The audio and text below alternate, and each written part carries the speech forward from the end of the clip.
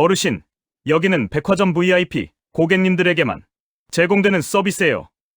여기 발렛 파킹이라 되어 있길래 차를 세웠지. 어르신 차는 저기 지하 3층으로 직접 내려가서 주차하세요.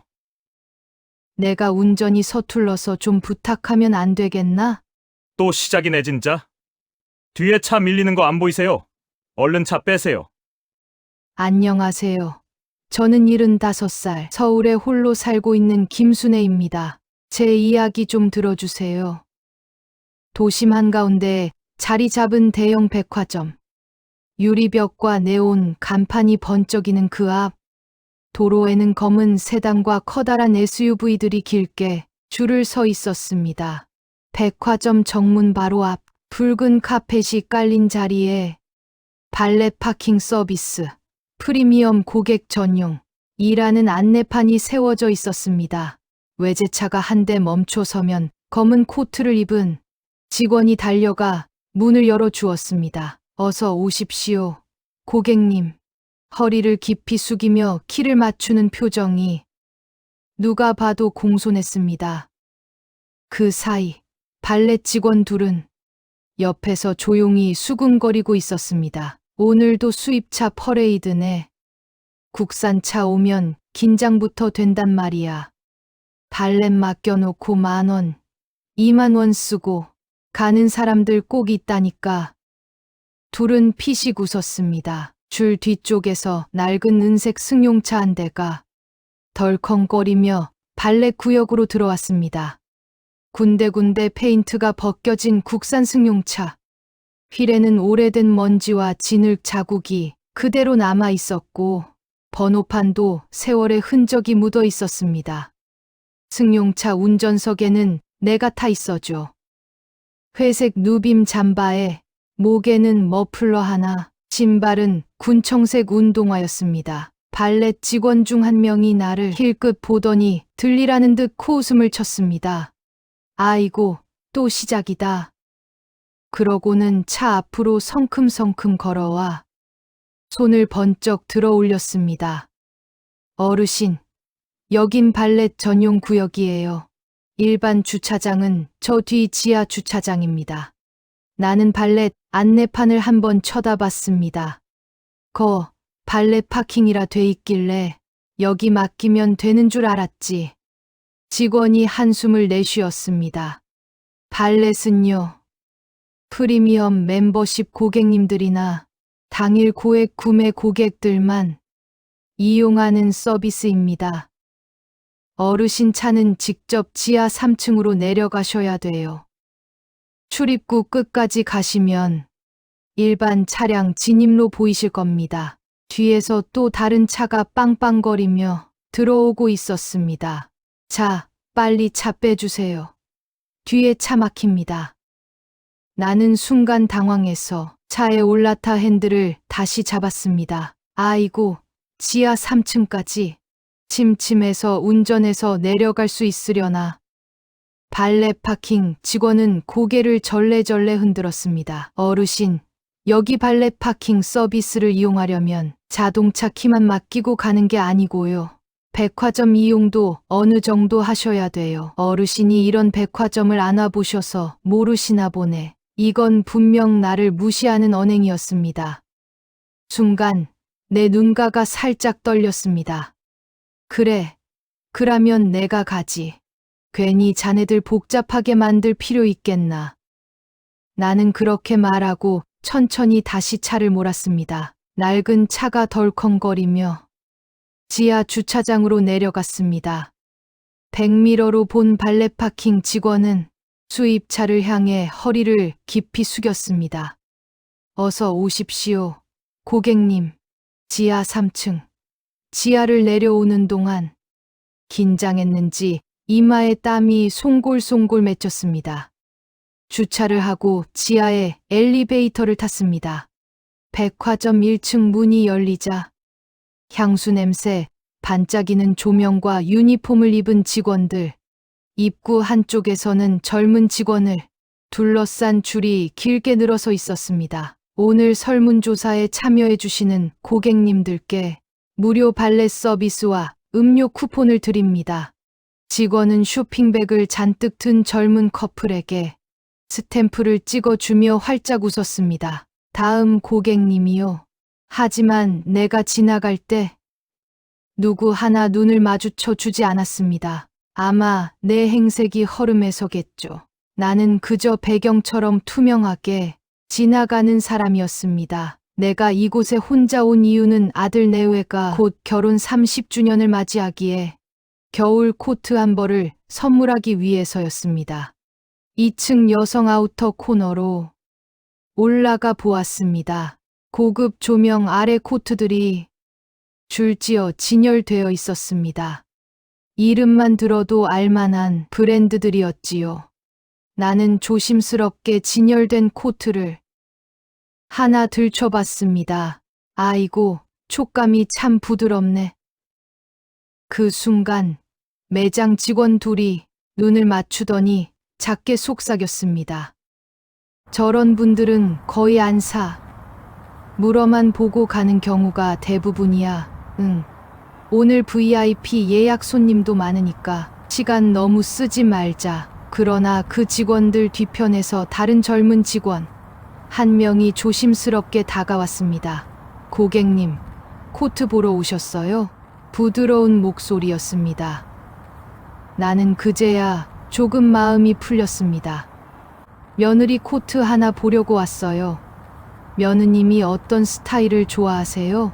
젊은 직원은 나의 말을 들으며 옷을 골라주었습니다. 그 모습을 조금 떨어진 곳에서 지켜보던 동료 직원이 작게 한숨을 쉬었습니다. 저런 분한테까지 그렇게 정성 들일 필요 있나? 오늘 VIP 예약만 3팀인데. 그러나 젊은 직원은 그 말을 못 들은 척했습니다. 잠시 후 나는 마음에 드는 코트 3벌을 골랐습니다. 이거 며느리가 참 좋아하겠다. 심플하면서도 고급스럽네.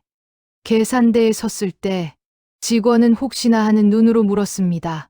고객님, 이 제품은 조금 가격이 있는데 괜찮으시겠어요? 나는 잠시 웃으며 지갑을 열었습니다. 지갑 안에는 깔끔하게 정리된 현금과 낯익은 은행 로고가 찍힌 검은색 카드 한 장이 들어 있었습니다. 계산이 끝나고 코트를 쇼핑백에 담으며 직원은 진심을 담아 인사했습니다. 고객님, 며느님이 분명히 많이 좋아하실 거예요.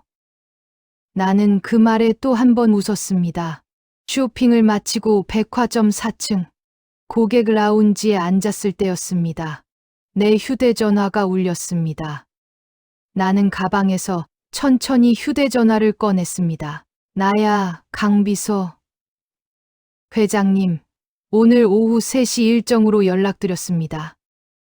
오늘 7층 회의실에서 센트럴 1호점 투자 최종 결정과 임원 인사까지 함께 진행될 예정입니다. 투자 규모만 최소 1,500억 들어가는 프로젝트라 최종적으로 회장님의 투자 결정이 필요합니다. 나는 창밖으로 백화점 외벽을 한번 쳐다봤습니다. 유리창 사이로 커다란 로고가 보였습니다. 그래요, 강비서. 나는 지금 백화점이니 이따 시간 맞춰서 올라갈게. 강비서는 놀란 듯 말했습니다. 회장님, 미리 말씀해 주셨으면 제가 모시러 갔을 텐데요. 아니야, 내가 일이 있어서 미리 왔네. 나는 잠시 눈을 감았다 떴습니다. 알겠습니다. 회장님, 이따 모시러 가겠습니다.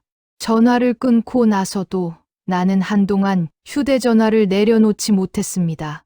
발렛 구역에서 들었던 말, 지하 주차장에서 혼자 힘겹게 걸어 올랐던 기억, 코트 매장 직원들의 속삭임이 한꺼번에 떠올랐습니다. 사람을 이렇게까지 겉모습만 보고 판단하는구나. 나는 천천히 자리에서 일어나 엘리베이터 쪽으로 발걸음을 옮겼습니다. 그 시각 백화점 7층 회의실에서는 분주한 준비가 한창이었습니다. 백화점 본사 부사장 오태석, 지점장 최상민, 마케팅 팀장과 시설 관리 팀장까지 한자리에 모여 있었습니다.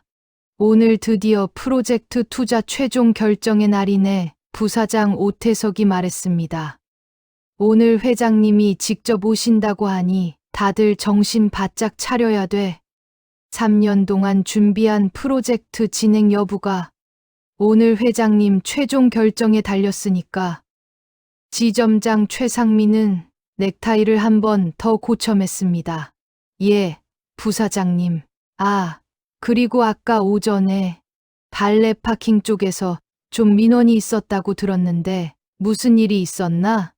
마케팅 팀장이 끼어들었습니다. 아, 예.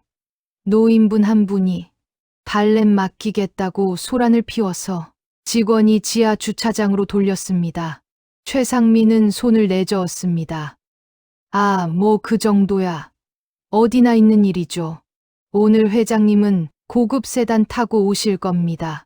발렛 직원들에게 각별히 주의하라고 일러두세요. 잠시 후 오후 3시. 회의실 문이 조용히 열렸습니다. 앞에 서 있던 비서가 조용히 말했습니다. 회장님, 들어오십니다. 모두의 시선이 문 쪽으로 쏠렸습니다. 다들 양복을 말끔히 차려입은 중년 남성이나 권위적인 인상을 한 노신사를 떠올리고 있었습니다. 하지만 문이 완전히 열렸을 때 그들이 마주한 사람은 전혀 다른 모습이었습니다. 회색 누빔 잠바, 낡은 머플러, 군청색 운동화를 신은 작은 체구의 할머니, 발렛 구역에서 무시당했던 사람, 바로 나 김순애였습니다. 뒤이어 단정한 정장을 입은 변호사가 서류 가방을 들고 들어왔습니다. 회장님, 이쪽입니다. 변호사의 말에 나는 천천히 고개를 끄덕이며 회의실 안쪽으로 걸어 들어왔습니다. 아, 회장님. 먼 길 오시느라 고생 많으셨습니다. 오태석 부사장은 허리를 숙여 인사했습니다. 그리고는 직원들을 향해 작게 외쳤습니다. 다 같이 인사드리겠습니다. 모두가 자리에서 일어나 인사했습니다. 나는 그 모습을 잠시 묵묵히 바라보았습니다. 그리고 천천히 의자에 앉았습니다. 예, 나도 반갑습니다. 강 비서가 내 자리 옆에 앉고 계약서 뭉치를 테이블 위에 올려놓았습니다. 부사장 오태석이 먼저 말을 꺼냈습니다. 회장님, 투자 검토해 주셔서 정말 감사합니다.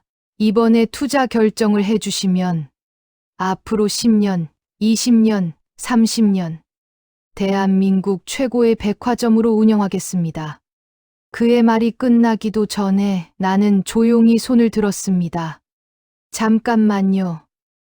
회의실이 조용해졌습니다. 내가 오늘 이 건물에 좀 일찍 왔습니다. 나의 목소리는 크지 않았지만 한 단어 한 단어가 무겁게 느껴졌습니다. 내가 투자하는 눈이 부족했나 봅니다. 내가 투자하려는 곳의 투자 가치를 직접 눈으로 볼 수 있었네요. 그녀는 조용히 말을 이었습니다. 정문 앞에 발렛 파킹하는 데 있지요. 그 한마디에 지점장과 마케팅 팀장이 동시에 굳어졌습니다. 거기 가서 발렛 좀 부탁한다 했더니 경차나 오래된 차는 지하로 내려가라. 발렛 파킹 서비스는 돈 좀 쓰는 사람에게만 제공한다. 그러더군요. 회의실 안의 공기가 갑자기 무거워졌습니다. 심상치 않은 분위기를 읽은 부사장 오태석의 이마에 식은땀이 맺히기 시작했습니다. 지하 3층까지 내려가서 겨우 주차하고 올라왔더니 1층 입구에서는 젊은이들한테만 발렛 서비스와 커피 쿠폰을 나눠주더군요. 이렇게 고객을 차별하면서 서비스를 제공하는 곳에 내 돈을 투자한다라. 내 눈이 한 명 한 명을 훑었습니다. 2층 코트 매장에서는 내가 옷을 만지니까 직원 둘이서 그러더군요. 저런 분들은 보통 안 사고 시간만 버린다고요. 젊은 직원이 한쪽 구석에서 고개를 푹 숙였습니다. 아침에 나를 친절히 도왔던 바로 그 직원이었습니다. 친절했던 직원이 아니었더라면 나는 아마 그 자리에서 백화점을 나왔을지도 모릅니다. 내가 아무리 옛날 사람이고 옷차림이 이래도 사람을 돈 되는 사람, 돈 안 되는 사람으로 이렇게 대놓고 나누는 모습은 오랜만에 봤습니다. 나는 작게 웃으며 말했습니다. 근데요, 여기 앉아 있는 여러분은 내 복장은 그대로인데 자리가 바뀌니 나를 대하는 태도가 다르네요. 주차장에서는 나를 무시하던 태도들이 회의실에 오니 허리를 90도로 숙이네요. 오태석이 급히 자세를 고쳐 앉았습니다. 회장님, 정말 죄송합니다. 저희가 현장 관리에 소홀했던 것 같습니다. 해당 직원들은 철저히 교육하고 인사 조치도. 그 말이 끝나기도 전에 나는 손을 들어 말을 끊었습니다. 인사 조치요? 교육이요? 물론 필요한 일이겠지만 문제는 사람을 대하는 마음가짐이 이미 물들어 있다는 것 아닙니까? 그녀는 조용히 한숨을 내쉬었습니다. 내가 남편 잃고 평생 허리 휘어지게 일해가며 모은 돈으로 수많은 투자를 결정하며 이 자리에 올라왔을 땐 하나만 생각했습니다. 늙어서 찾아오는 사람들, 힘든 사람들, 돈이 많든 적든 따뜻하게 맞아주는 공간이었으면 좋겠다. 그게 내 작은 소망이었습니다. 회의실 안 누구도 고개를 들지 못했습니다. 나는 테이블 위에 놓인 두툼한 계약서를 바라보았습니다. 그래서 오늘 이 자리에서 한 가지를 말씀드리려고 합니다. 모든 시선이 계약서로 그리고 나의 입으로 향했습니다. 지금 이 상황에서 프로젝트, 투자 결정은 의미가 없어 보입니다. 그 말 한마디에 회의실 공기가 꽉 막힌 듯 멈춰버렸습니다. 회장님, 잠깐만요. 부사장 오태석이 얼굴이 새하얗게 질려 입을 떨었습니다. 프로젝트 투자보다 고객 서비스 교육이 더 필요해 보이네요. 나의 목소리는 놀라울 만큼 담담했습니다. 이 지점을 어떻게 꾸미든, 얼마를 투자하든, 매출이 얼마가 오르든 말든, 이제 그게 내 투자 결정의 기준이 아닙니다. 그녀는 천천히 말을 이었습니다. 노인도, 아이도, 옷차림이 초라하든, 명품을 들었든, 소득이 많든 적든, 사람을 사람으로 대해주겠다는 약속, 그 약속 하나 지킬 수 없다면 나는 이 지점에 투자할 가치가 없다고 판단하겠습니다.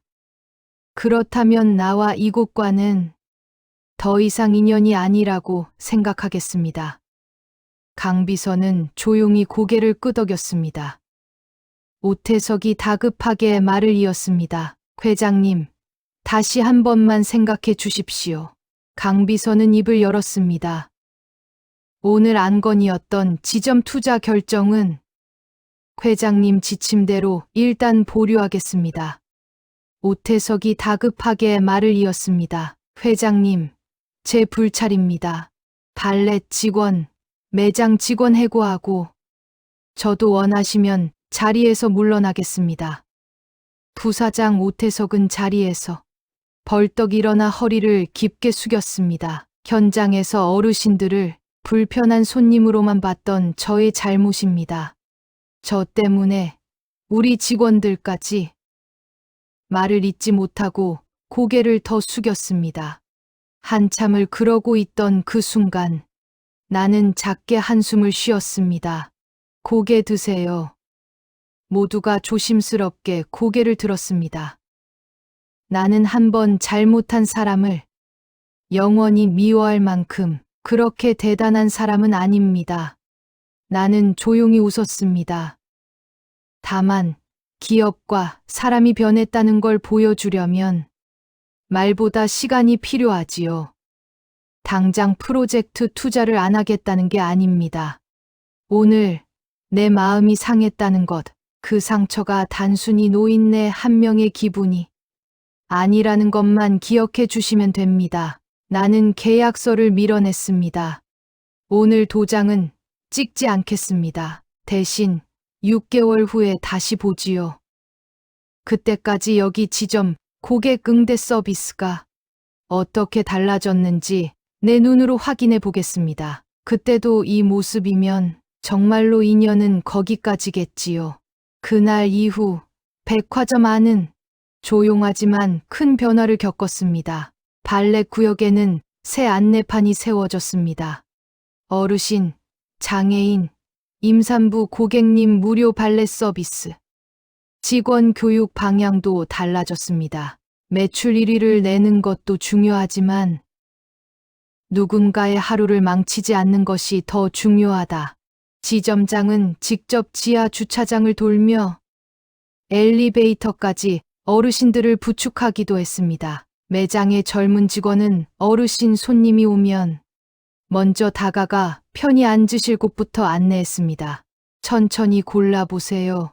고객님, 어느새 백화점은 부담 없이 쇼핑할 수 있는 장소로 기억되었습니다. 6개월 후 봄바람이 불어오던 어느 날 낡은 은색 승용차 한 대가 다시 백화점 앞에 멈춰 섰습니다. 이번에도 차는 변하지 않았습니다.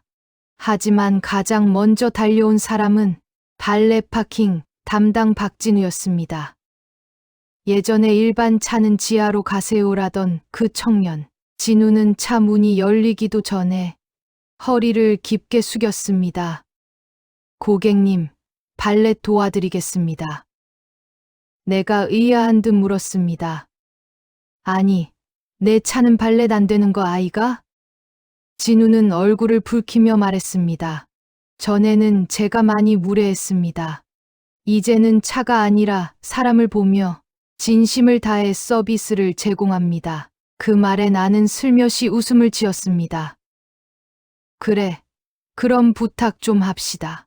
편하게 둘러보시고 나오시면 차 바로 가져오겠습니다. 나는 작게 고개를 끄덕였습니다. 고맙네. 지난번과는 좀 다르군. 그날 오후 7층 회의실에 사람들이 다시 모였습니다. 오늘은 회의실 공기가 달랐습니다. 지점장은 지난 반년 동안의 변화를 정리해서 보고했습니다. 민원 건수는 줄었고 어르신 고객 비율은 높아졌습니다. 매출도 작년 같은 기간보다 오히려 늘었습니다. 직원 만족도, 설문에서도 고객 응대에 보람을 느낀다는 항목이 눈에 띄게 올라가 있었습니다. 보고가 끝난 뒤 나는 한참을 말없이 창밖을 바라봤습니다. 그리고 천천히 입을 열었습니다. 사람이 변한다는 건 참 보기 어려운 일입니다. 그래서 그 변화를 6개월 동안 지켜봤습니다. 회의실에 앉은 모두가 숨을 죽였습니다. 여기서 일하는 여러분도, 이 건물을 드나드는 사람들도 조금 더 따뜻해질 수 있다면 그게 내게는 더 큰 재산입니다. 나는 강비서에게 고개를 끄덕였습니다. 오늘은 도장을 찍어도 되겠습니다. 그 순간 회의실 안의 긴장이 한꺼번에 풀렸습니다. 지점장, 부사장, 직원들 눈가가 붉어졌습니다. 회장님, 정말 감사합니다. 앞으로도 부끄럽지 않게 운영하겠습니다. 나는 작게 웃었습니다. 기억만 하나 합시다. 비싼 옷을 입은 사람에게만이 아닌 이곳을 방문하는 모든 고객들에게 항상 친절한 서비스를 제공하겠다고 말이죠. 그 약속만 잊지 말아 주세요. 그리고 그날 저녁 회의를 끝내고 나서려고 할 때 백화점 유리벽에 비친 노을빛이 유난히 따뜻해 보였습니다. 그리고 이 이야기를 듣고 계신 어딘가의 누군가에게도 조용히 건네고 싶습니다. 겉모습만 보고 판단하지 말 것. 나이가 많다고, 차가 낡았다고, 돈을 적게 쓰는 손님이라고 해서 가볍게 여기지 말 것. 그분에게 한 번 더 따뜻한 한마디를 건네볼까요? 그 한마디가 누군가의 하루를, 어쩌면 인생을 조금은 다르게 만들지도 모릅니다.